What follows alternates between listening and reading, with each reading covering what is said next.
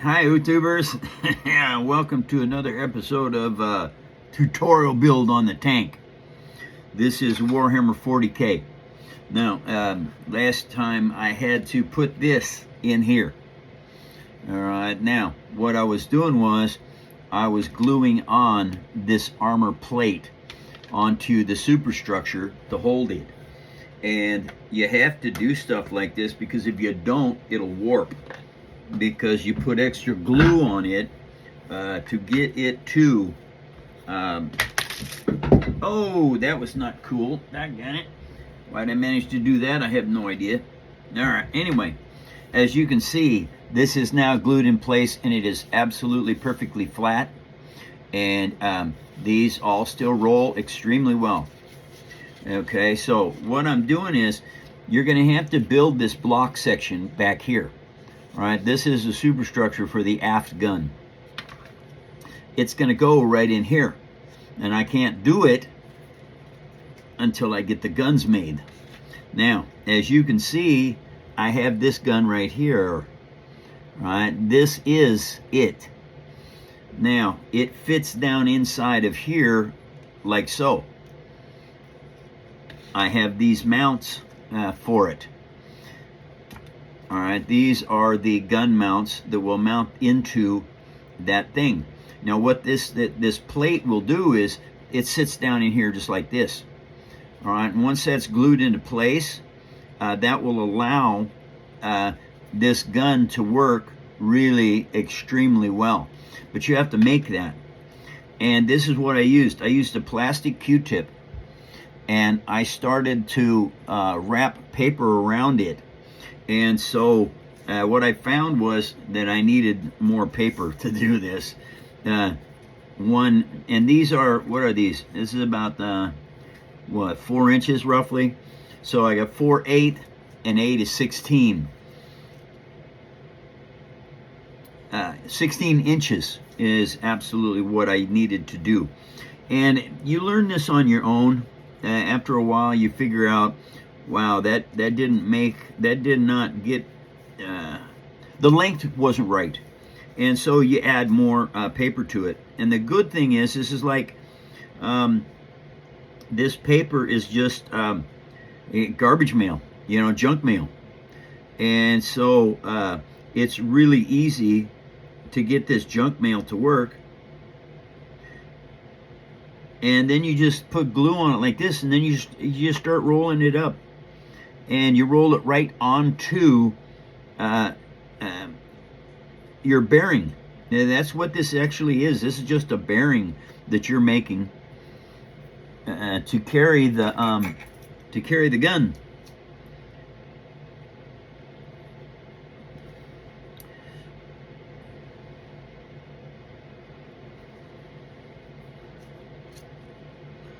And so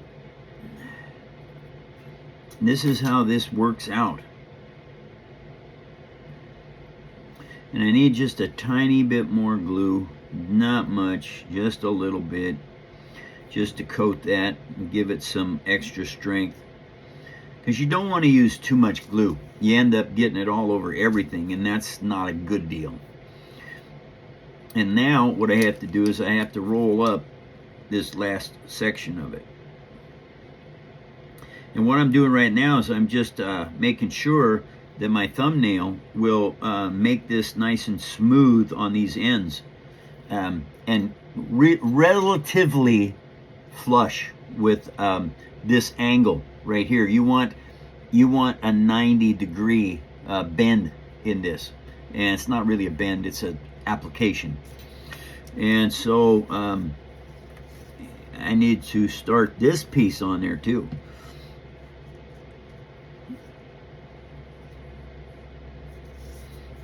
And keep your fingers clean. That's why I have these, this piece of paper that I keep everything wrapped up on. I mean, I keep all my glue put onto these pieces of paper. And the reason being is if you do not keep your fingers clean, you end up getting stuff sticking to your fingers rather than sticking to what you want it to, where you want it to go.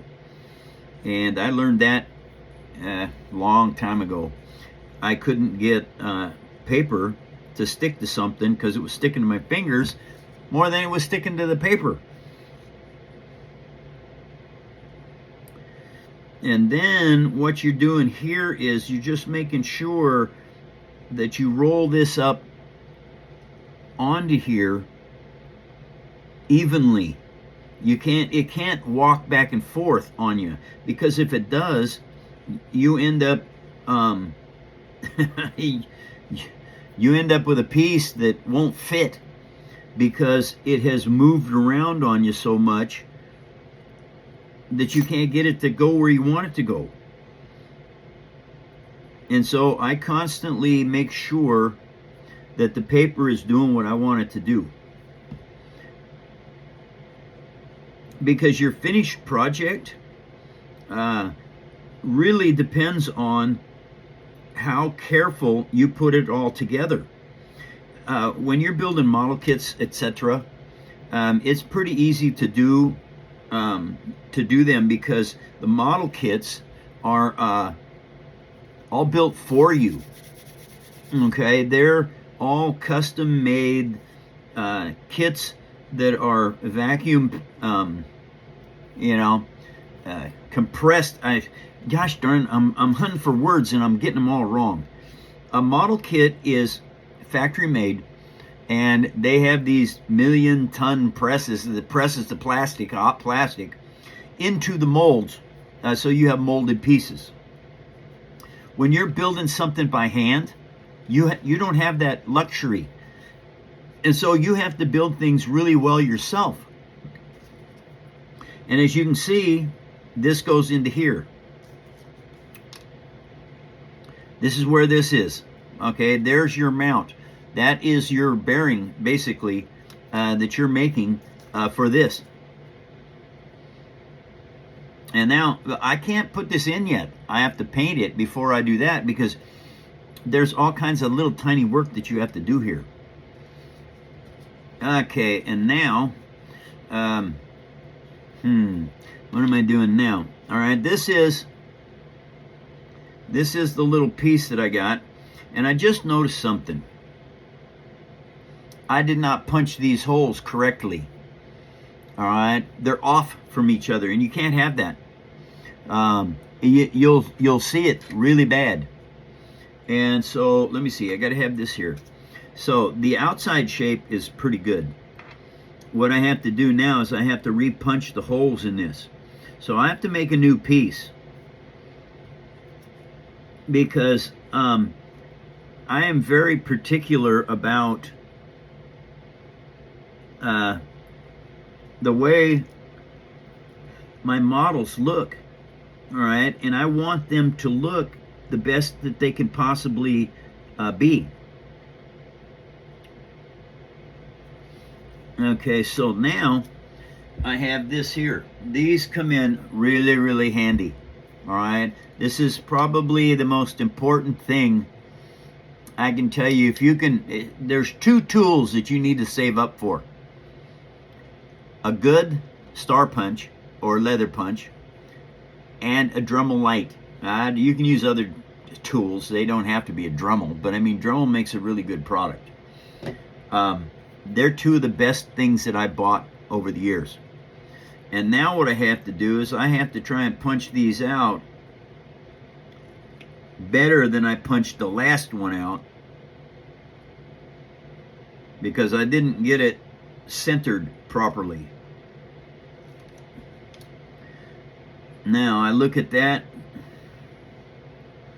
That is actually pretty good. Okay, and something you have to do, you have to have a little straightened out paper clip to push these little holes, these little holes that you make. You got to get them out of there. Okay, because if you put 5 of these in here, 5 punches, you can't get them out. You have to keep punching, and hopefully they push out through the back. It makes it harder to cut. Now that I have that, I take these micro scissors. Now, Joe Pelosi got me these. These are Fiskars, and he said they were really good scissors, and they are. Any of the little teeny tiny parts that I'm building, I cut with these because they're absolutely fantastic for cutting stuff out. And then just as something to do, I just nip these corners off because it gives it a little bit of an accent definition to your build, and it's not important, but it makes it look better.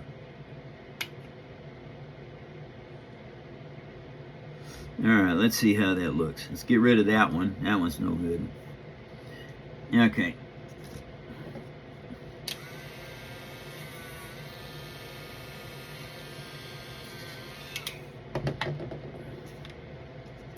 And now that looks a lot better. Okay, the reason being is you have to have your guns to where they look like little weapons. All right, now what this piece does is this gives you the separation between your gun barrels. Oh, why is that not going in there? Anyway, okay, just got to push a little bit harder. Okay, come on, come on, come on. There we go. All right, now this is a very tight fit on something like this. And once you get the first one in, then you just back it out and you put the second one in. Because they're too close together, you're not going to be able to have one in and then have to fight the other one to get it in there. Once you get both of them put in place, then you can go ahead and get them mounted up together. And now something that I have to do is I have to check and see what the distance is between these two. All right, now I actually put them too far in. Okay, so, and I just noticed something.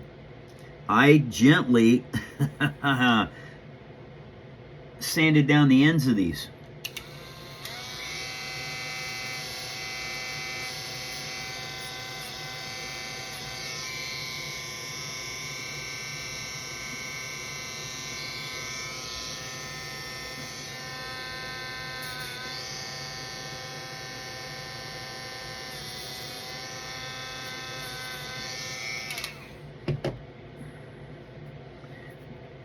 And that makes them fit in place a little bit easier as well.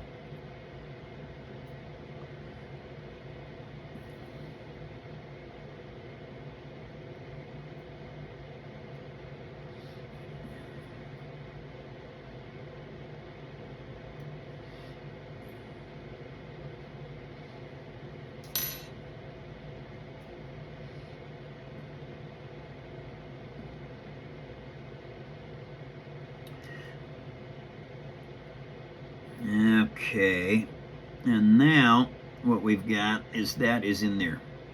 All right, so now what I'm going to do is I have to make sure that these look good. All right, so I have got to pull that out a little bit.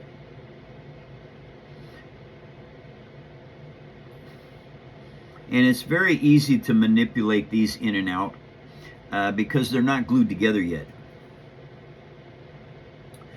Okay, that looks really well done. Okay, so now I'm going to take some of this glue here. This is quick glue. All right, I bought it at the lamp shop. I didn't actually buy this, doggone it. My friend Corey sent me this way back 3 years ago when I first was starting with TikTok, and he sent it to me, and he says this was really good stuff. They, their company, basically has been manufacturing this for years. It was his mother's and dad's recipe for glue because they needed stuff to be able to glue things that were unalike properties. And this is plastic going into paper, which is an unalike property. All right, so now I have this here. What I have to do at this point, that has to completely dry. And so one of the ways to do that is to set this in here like so, because this has to stay at this angle. because that way the glue dries smoothly across both pieces. And so what I'm going to do is I'm going to stick this into my little vise over here, which you guys can't see it, but I have a little vise that I got at a garage sale for $2, and it comes in extremely handy. It's an old one, doesn't work real good yet because it's too old, but the thing with it is it holds everything, so I don't have to hang on to it. And now I put this little map pin back in this. And Jackie, I want to thank you very much for sending these to Joe, because they absolutely are the best applicator I've ever had for this stuff. And it gives me very minute amounts of glue, and to a very specific location. And they come out of a dentist office. And so anyway, it's very cool. Okay, what am I doing now? Now I have to create more of these. Well, actually I do not. I've got 2 of them right here. And I think those are all going to be covered up, but I'm not 100% sure. Yes, they will be. Okay, so to make this super strong, I use 2 of these pieces. And what that means is that is going to make for a better bearing and a stronger bearing, so it'll never ever, absolutely never ever wear out. It's a toy, but they're meant, the way I teach you how to build this stuff, they're meant to be played with for years and years and years. And so the cool thing is, because they are paper, it makes it very easy to have years and years of time that you can spend with these and never wear them out.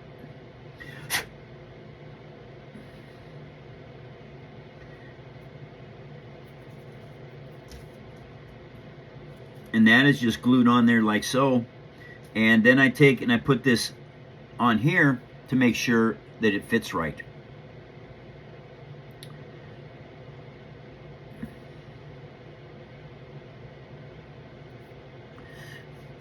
And that means I need to do the same thing over here.